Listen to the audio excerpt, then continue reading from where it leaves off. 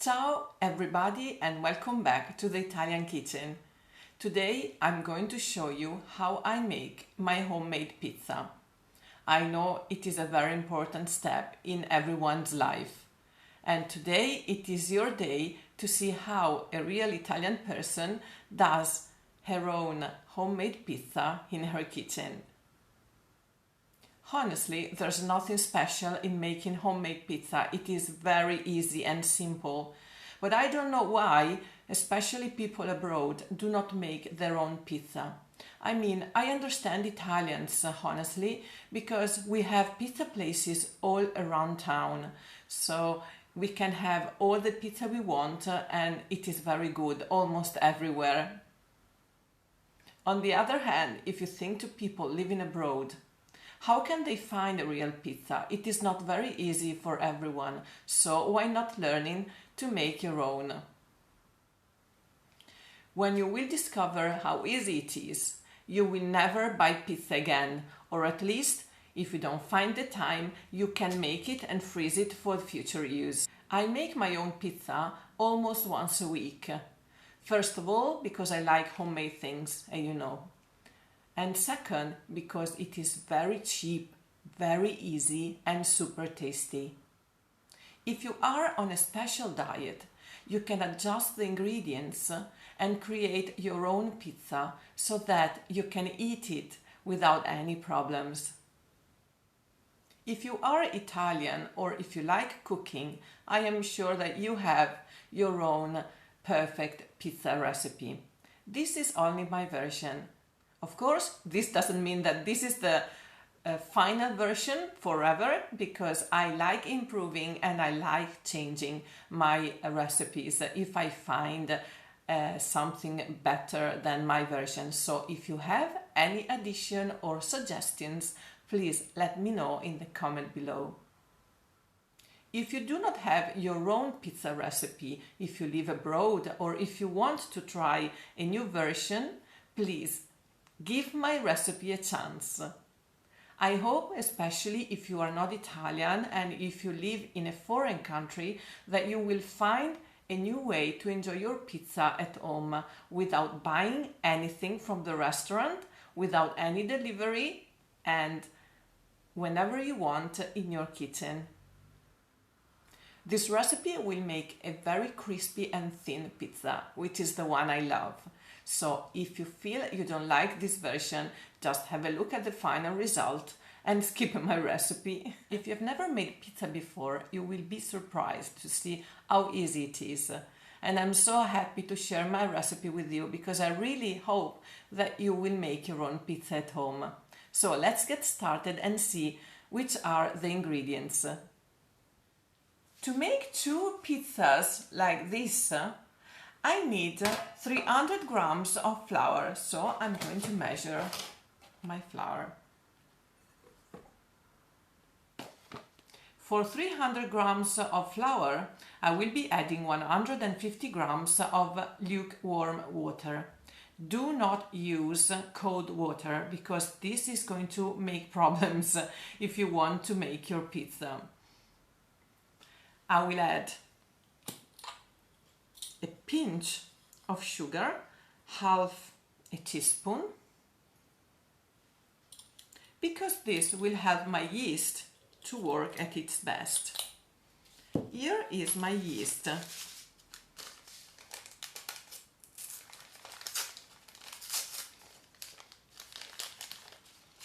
I will put it in the water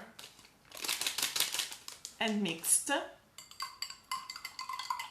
a little while, and I will leave it as it is for 5-10 minutes so that it will start its work right here in my glass. Then I will add it to my flour. Leave your yeast working for 5 to 10 minutes in a warm place like your table, for example, and go on preparing your tin for later. I normally cover my tins with baking paper because it's going to prevent my pizza from sticking to the bottom of my tin. To prepare a nice homemade baking paper protection for my tin, I simply do like this. I fold my paper in this way, like making triangles, like this, and then I cut it in the edge, like this, and this is magically kind of a round piece of baking paper, which is perfect for my tin. So I will show you. So I will also make the same for the other tin. After about 5 minutes, my yeast is like this. It is a kind of cafe latte, isn't it? So you will see a little foam on the top, which means that the yeast is working.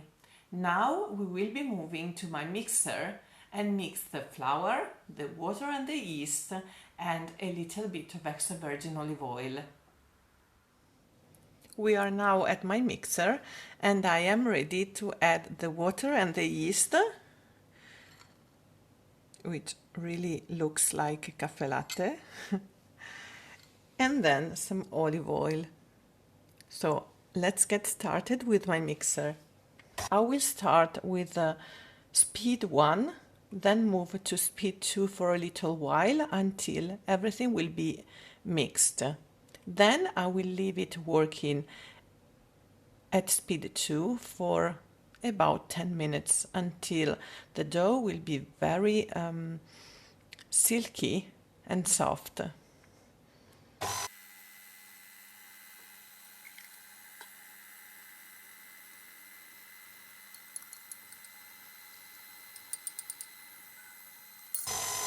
I am adding a couple of tablespoons of extra virgin olive oil.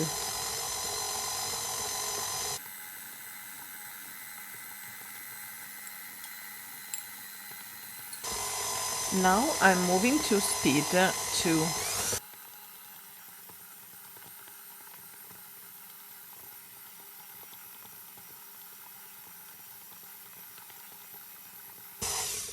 If you see that the water you put is not enough because maybe your flour is quite dry, don't be shy and add another tablespoon or 2 of water and start mixing again.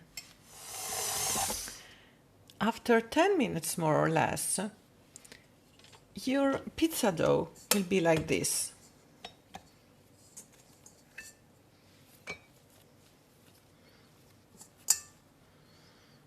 Well mixed, soft, not too sticky, and ready to be put in the tin. So I'm going to measure how much it is so that I can divide the dough exactly in 2 parts for my 2 single pizza plates. So I have 500 grams of pizza base. I will divide it into 2. Then I will make this to make it round, like this, with both my parts of pizza. I will add a drizzle of extra virgin olive oil on the bottom of my tin.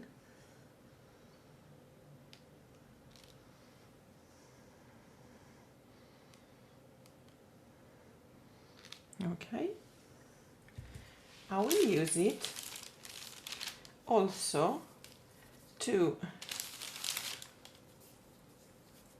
make my pizza base a little bit greasy so that it will not dry too much, because we want it to rise and be soft. Now you can leave your pizza dough to rise. You can leave it at least for 2 hours, but I would suggest you to take your time and let it rise for about 5 hours. The more you let it rise, the less yeast you will need, and therefore your pizza will be lighter. This is why I normally let it rise for about 5 hours. Of course, it also depends on how warm is the place where you live. I normally leave it on my counter or inside my oven, switched off with the light on, so that it creates a nice and warm location for my pizza to rest for at least 5 hours. Before putting your dough to rise in a warm place, I would like to share with you a trick that I use. I always cover my dough with cling film, and this will prevent my dough from being dry and will make all my job easier at the end. When I am at this stage, I have to be honest, I always tell myself, don't worry, you can always call a pizza delivery if you don't succeed. So let's try and wait and see. Now it is time to put some salt in my tomato sauce. I will put 1 full teaspoon of salt because, as you know, I didn't put any salt in my dough. Then I will add some special flavor using this oregano coming directly from the wonderful region of Puglia, which is in the south of Italy. I am preparing about 300 grams of tomato sauce, and this is because I like my pizza rich in tomato, but it is up to you. Now I am mixing my tomato sauce, my oregano and my salt, and we are almost ready to go on with the toppings. You will need some good fresh mozzarella cheese. This is very sweet and perfect as it melts on my pizza so well. So mozzarella cheese.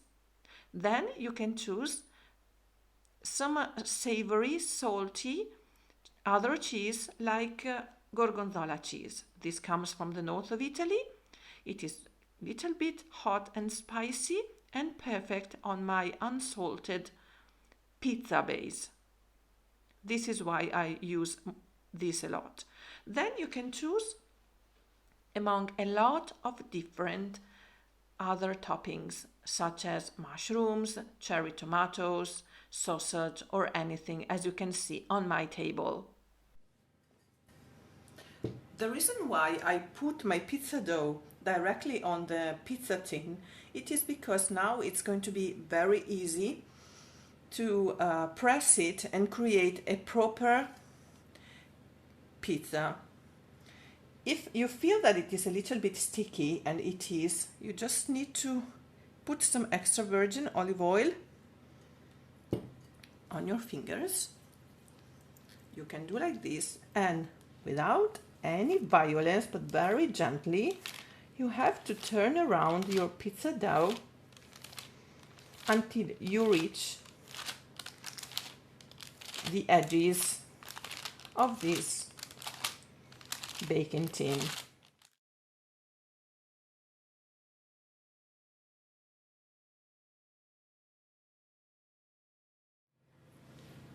I will do the same with the other tin.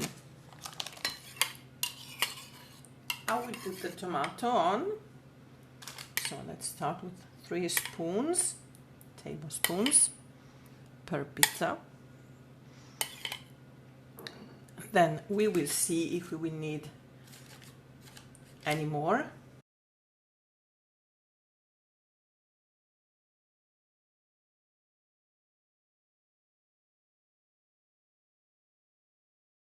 Now we add the mozzarella. The reason why I choose this kind of mozzarella, it is because it is very soft and it melts perfectly inside a kitchen oven, which is not as professional as, of course, those in the pizza places. It melts very fast and it is very tasty, more than the dry mozzarella chunks that you have already pre-made in packages at supermarket. It is time now for the sausage in one of the 2 pizza. As said, you can add anything you want. For example, also fresh vegetables or grilled vegetables, so you can make your own pizza at your choice. Then it's the time for some gorgonzola cheese.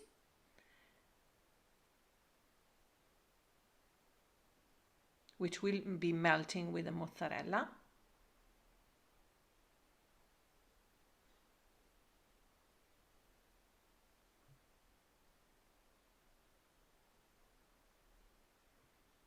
And finally, some mushrooms preserved in extra virgin olive oil. You can also add artichokes or any other preserved vegetables, of course. And here is the time for my cherry tomatoes, a fresh touch to my pizza. Now the two pizzas are ready for the oven. I'm going to preset my oven at about 200-220 degrees Celsius, and then I will leave my pizzas inside for at least 15 minutes to begin with. Then I will check if the mozzarella cheese is melted and if the bottom is cooked, and if not, I will leave it again some more minutes inside my oven. After 25 minutes, my pizzas are ready. Look how beautiful they are. And how easy it was to make them. This is the first one. And this is the other one with cherry tomatoes, mushrooms, and gorgonzola cheese.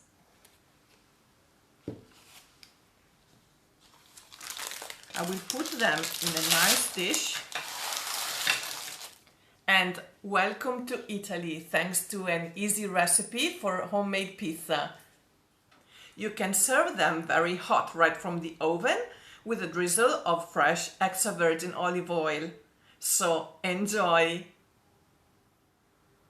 Please promise that you will try this recipe, or at least you will try any recipe of homemade pizza, because believe me, you will find a new way to enjoy an evening dinner. So thank you for watching this video about homemade pizza. Share with me your recipes and tell me if you tried mine and how you found my recipe, if you liked it or not, or if you changed some aspects of my recipe. Let me know and I will try to do a different version. I hope to have you here again, and until then, ciao e grazie!